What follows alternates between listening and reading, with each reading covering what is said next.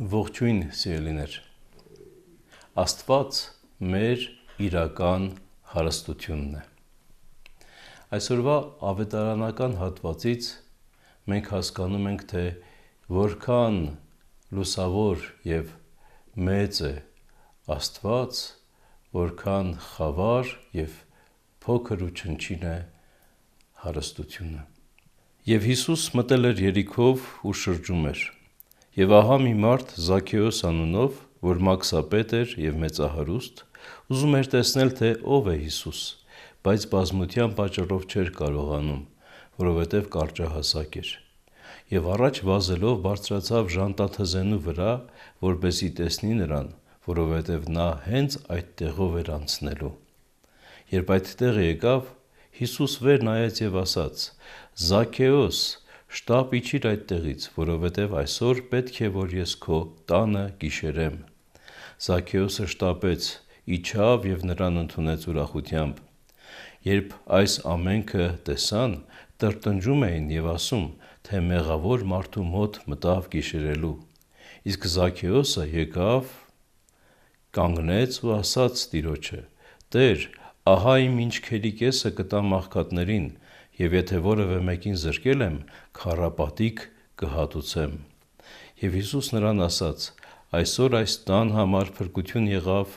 քանի որ սա ևս Աբրահամի որդի է, որովհետև մարդու որդին եկավ փնտրելու և փրկելու կորածին»։ Աստված մեզ օժտել է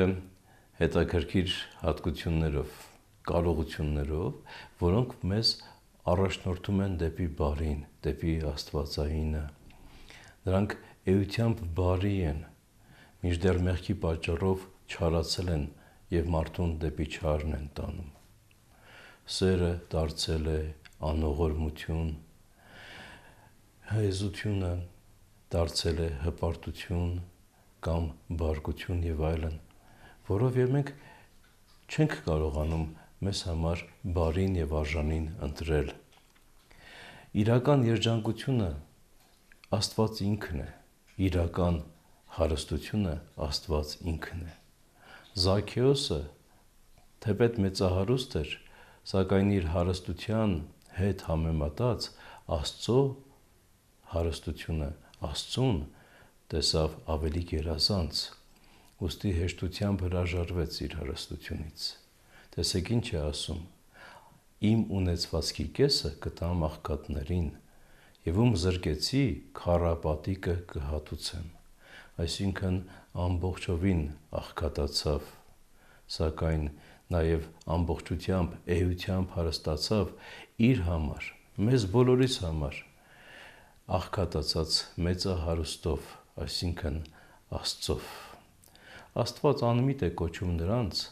ովքեր որ այս աշխարհում գանձեր են դիզում, սակայն Աստծով չեն հարստանում։ Մինչդեռ նրանք, ովքեր որ հարստությունը որպես կյանքի նպատակ չեն ընտրել, այլ առավել ևս բարին և առաքինությունը, սերը, աստվածպաշտությունը, ահա նրանք է, որ Աստծո արքայության կարժանանան։